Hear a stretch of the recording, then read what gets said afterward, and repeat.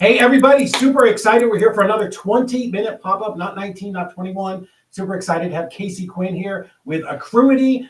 He is the guy who solves all of the problems that you didn't know you had. And for most investors, this is our biggest weakness in business. So today, Casey's going to jump into the top 3 things that you are probably screwing up in your real estate business. And I say probably because I'm trying to be generous.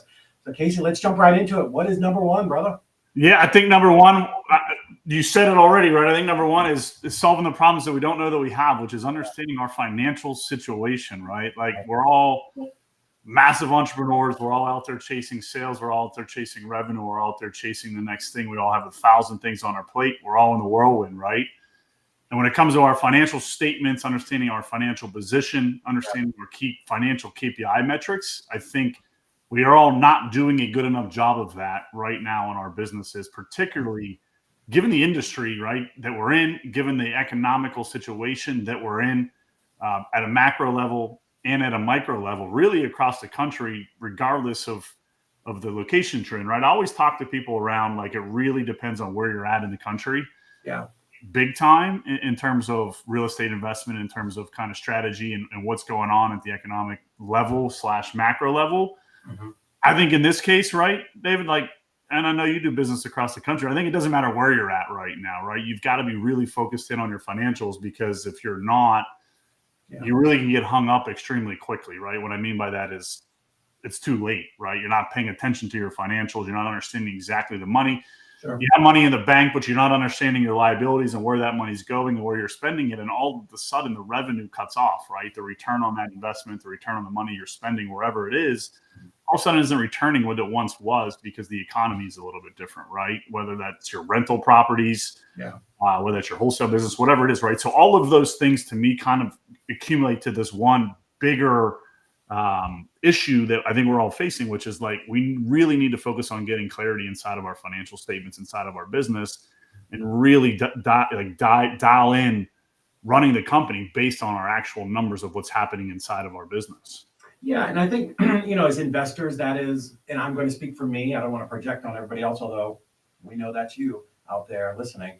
We're investors. We're talky guys. We want to be out there cutting deals, and doing things and making money, and we're really good at that. But for me, paying attention to the financial side has always been a struggle. In the very beginning, we were like in a wagon going down the hill really fast. We're making money, we're buying properties, we're doing all the things, and then you get to the end and you're like, oh my gosh, it's been 2 or 3 years and now I have this tax liability, or my things just aren't set up correctly. They're not, everything wasn't done the way it should have been done. And I hate to tell people set all this up before you even start making money, because it can be a distraction.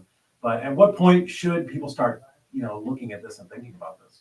I think right away, to your point, it's right away. Now, there's certain pieces of the business you can do and not do when it comes to that. Yeah. I'm not saying create a 5-year business plan that is down to the dollars and cents of, hey, in 5 years, I'm going to make 10 million and I know where every single penny is being spent in year 5, right? I'm not saying spend all kinds of money and do all of that. What I'm saying is just understand what you need to understand, right? So ask the questions of like, what are going to be the most important KPIs in my financial KPIs in my business right away? In month 1 in business, how can I at least manually track them or get a partner that will do that for me, right? And it doesn't need to be robust. Mm-hmm. Just the basics around what am I spending on what and where and why and how is it coming back to me, right? I think about every dollar we spend as an investment, right? You can look at it as a cost or a true investment, but it's all an investment, right? So if I'm spending money on a marketing company, right? Let's say I want to start wholesale. I'm brand new. I've never done a deal. Well, like you're probably going to spend some money on mailers or on, lead gen, right? Through PPC or whatever it is. Like immediately start tracking the financial side of that and understanding when it's coming back to you, right? If I spend $5,000 on marketing today, we track cost of the lead, cost of the deal, cost of the close, but like, what is the actual return on the investment and when is it coming and how long till it comes? So if we spend $5,000 today, we know we're going to get $20,000, but like when? So that we know when we can spend the next $5,000 and the next $5,000. And so the basic KPIs you really want to be setting up absolutely right away. You want to get in your QuickBooks right away. We recommend QuickBooks to every small business. Every time you spend $1, you need to be coding it to the correct place so that in 3 months, when you are out running crazy and don't have time, like it's somewhat automated, or somebody is looking at that to get to the right cost bucket so you can analyze where you're spending your money and what it actually is making you. So, hey, economy's starting to get tight, or I failed. As you learn, as you and I both know, as you take action, you learn so much. Sure. You can quickly understand where you're spending that and then either stop it or change it, move it, and do the different things. And so to me, the answer is right away. I don't know what you think, but yeah, no, I think you're absolutely right. There are always times where you look back and like, oh, I wish I knew exactly which marketing source or which marketing stream, whatever it is, was producing, or which property was producing, or which ones are costing me money, so that you can make those business decisions. And the amazing thing about today, as opposed to 20 years ago when I started, is I had to have the bookkeeper and the accountant and all those people almost on staff, where now it can be outsourced, because for me as an investor, that's not my personality type.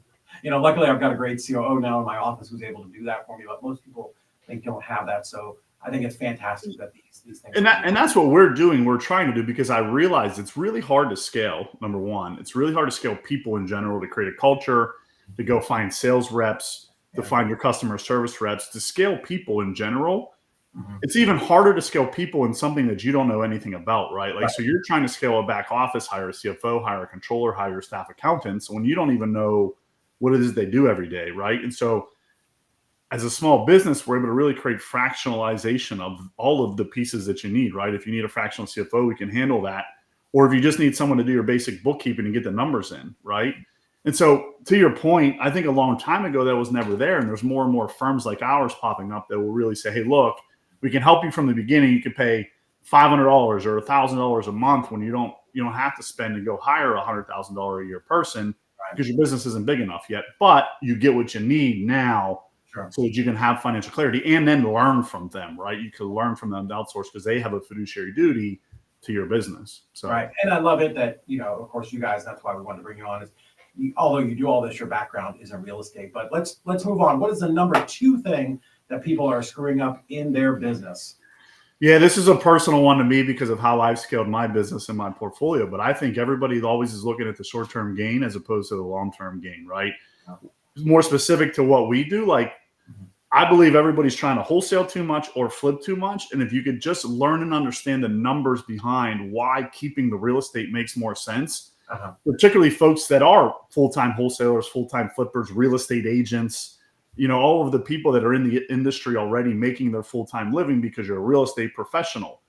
Once you're a real estate professional, the tax benefits you get, the long-term wealth you get, how much easier it is to borrow money. Like, it is incredible how much easier it is to borrow money when you have real estate already and you already have equity, right? So I would say the number 2 thing that people aren't doing enough is keeping real estate, right? They're doing too much wholesaling or too much flipping. And it's like, look, if you're going to do 10 deals a month, keep one of them. Like, keep one more property a month, or whatever it is at your metrics, like, figure out how to keep one more.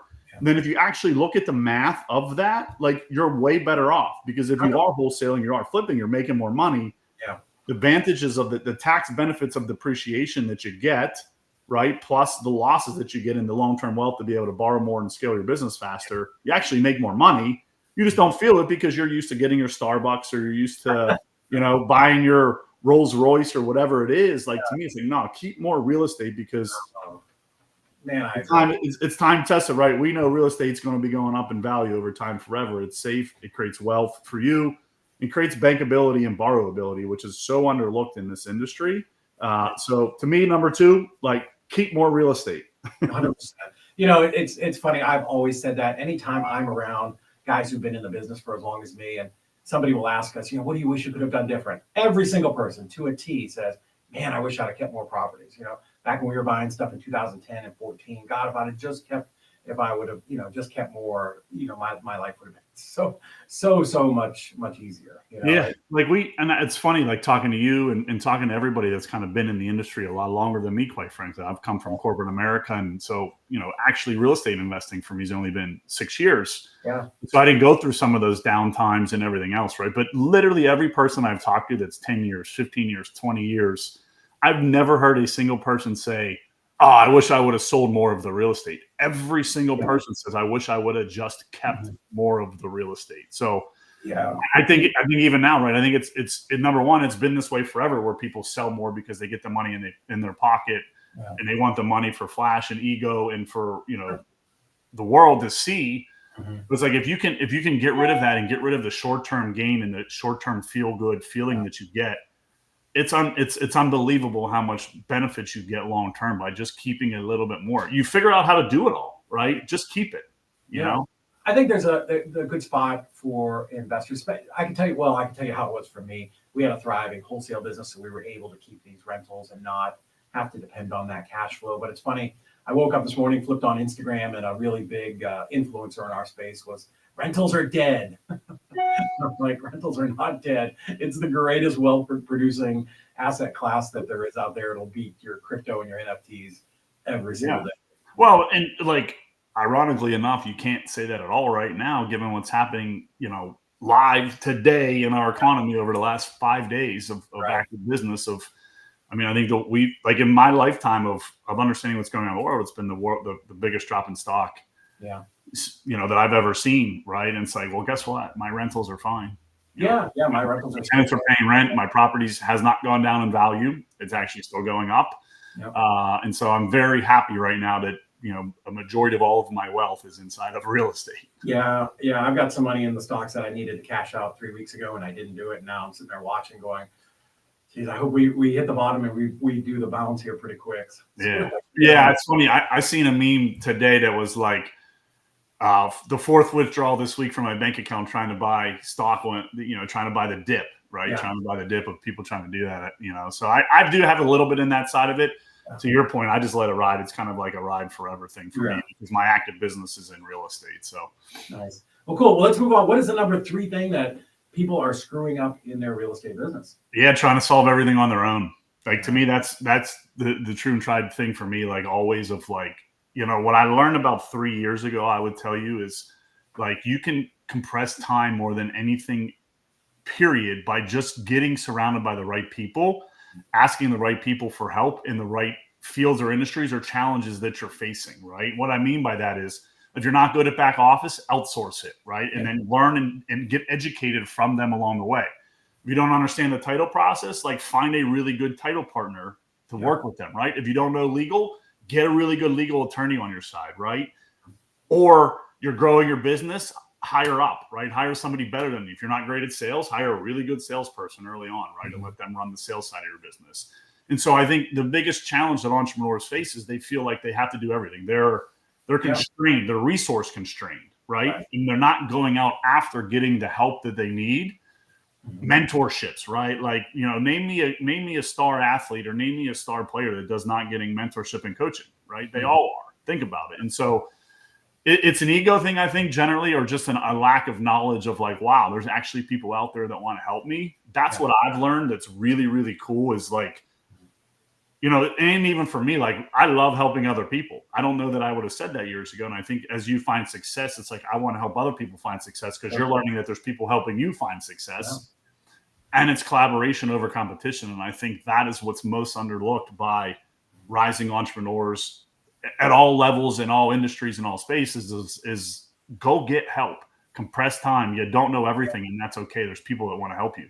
Yeah, and I think that's probably is part of our personality quirk, right? I always say people that are entrepreneurs, we're all a little bit broken. There are great things in our brain that make us successful, but there are also those, the flip side of that is the stuff that makes us struggle. And I went through that certainly in my career, where in the early days, I can do everything. Nobody's as smart as me. Nobody works as hard as me. All of that stuff, and that stunted. It really held me back in growing. And once I realized that, the only way to scale, and scale means a lot of things to a lot of people. Sometimes I post that and people get all tweaked out, but scaling is just growing and running a more efficient business. And you do that by bringing in, people who are experts who can help you, achieve those goals. Yeah. And I think too, right? Like, the other side of that is a lot of times we struggle to evaluate the benefit of the cost to buy mentorship or to have a partner, right? An expensive lawyer or someone a little bit more expensive in back office or whatever. Yeah. We really struggle, I think, as entrepreneurs to evaluate the benefit of the long-term education and success that you're going to get. I recently saw a Hormozy Instagram reel And they asked him what was the most expensive he's ever paid. He paid $350,000 for an hour of time from a multi-billionaire. Mhm. And they said, was it worth it for the 1 hour? And he said unequivocally, because it told him what he already knew. Right. And I'm like, the brain power to understand, like, you're just getting validation was worth 350 grand to you. It's all relative. He's like, it's made me $28 million because I went full throttle on what I was planning on doing anyways, where fear would have probably held me back. Mhm. Right. And so I think that value is very hard to evaluate, Right. if that's the right word. I don't know the right word I'm looking for there, but it's like when you pay for mentorship, you know, what's the immediate return? It's hard to see it. It's hard to feel it, right? If I spend 10 grand on lead gen, look, in 6 months, I'm going to know if the 10 grand I spent on lead gen was worth spending it or not. Whereas when we pay for a mentor, we pay for a mastermind, or we overpay for whatever, you're not realizing the massive amount of value you're going to get over time and how it's going to completely change your life and your business and everything you're doing. And so it's hard to equate to the return on cost. Yeah. So I'll tell get you, rid of that mindset, right? for me, over doing this for 20 something years, it's just the smallest things that you learn for those mentors. It's the smallest things that can literally turn your business on a dime. You know, Yeah. it's just incredible. But yeah, you know, that's the power of hindsight, where you don't always know it in the moment. But, Yeah, you know, and I've spent a lot of money on mentorship, and I have the same delts that we all have of like, is this actually worth it? I don't know. Then to your point, hindsight's always worth it. Like, wow, I got so much out of it. Yeah, did I get a direct return? No, but like, I look where I'm at a year later, I'm like, wow, it really changed the course of where I'm going. Sure. And while they didn't do it, they didn't exactly do it. They've given me the mind, the development to be able to do those things on my own and learn and grow and educate myself to be able to realize different things to be able to scale, to your point. So yeah, I've paid over 50,000 a couple of times to get coaching and mentorship, and it was two guys, but those guys they operate at such a high level. They look down on what I'm doing, and it's just like effortlessly adjusting what I do. So hey, David, real quick, the other thing that I would add that I think is overlooked is when you pay for mentorship, you also usually get connections, bigger network inside of their network, and different things like that I think we significantly undervalue, where it's almost like paying to play. I almost equate it back to like in college, I hated fraternities because I'm not paying for friends. Right. Obviously, I've gotten a lot smarter around masterminds and mentorships and coaches. I'm like, yes, I want to pay to be around these people because I level up so much from it. So, yeah, no, for sure. So, Casey, I appreciate you jumping on real quick because we only have a couple minutes left. Give me a little just snapshot of what you guys do, other than what we've talked about, for investors. Yeah, so we're Acruity. We're about 2.5 years old. We focus primarily in the real estate investment space and all of the service businesses around it. So construction, property management, title shops, lending shops, anything that touches the real estate space. We are actively involved in scaling, helping back office for those individuals. So our core product is really understanding where you're at, a gap analysis to say, look, you're a mess or you're pretty good. Right. And then we're going to do all your bookkeeping. We're going to do your financial statement close process, which is really underrated, which is reconciling all of your balance sheet and making sure your balance sheet is correct so that your profit and loss statement is correct. We're giving you custom reporting to make sure you understand what's going on in your business. And then generally speaking, we're creating forecasting for you so you can start to look out ahead. Then we can do all other sorts of services for you, whether that be the tax side of things, right? Whether that be payable side, payroll, underwriting deals. We try to really be a one-stop shop for all of our clients in the real estate space's back office, right? So anything that involves accounting, finance, numbers, understanding what's going on in your back office, we really try to support all of our clients on that side of the house. Yeah, guys, I cannot tell you how important this is. I know, like Casey talked about a little earlier, short-term gains, like we're always chasing that next check, but you need to, if you're going to have a business with any kind of sustainability and you want to turn this into some lifelong wealth, you have to set this up. There is no option here, because you got to have your business set up correctly, because the IRS and your local taxes and state taxes, like, they are coming for you, and you will have some very big painful bills to pay. So Casey, thank you so much for jumping on today. I really appreciate you doing our 20-minute pop-up. And guys, we're going to drop the link. And for those of you who are, maybe going to see this later, check out the link, click on it, and book a call with them. And let's see how they can help your business get straightened out and really set you up for the future. Thanks, David. You bet.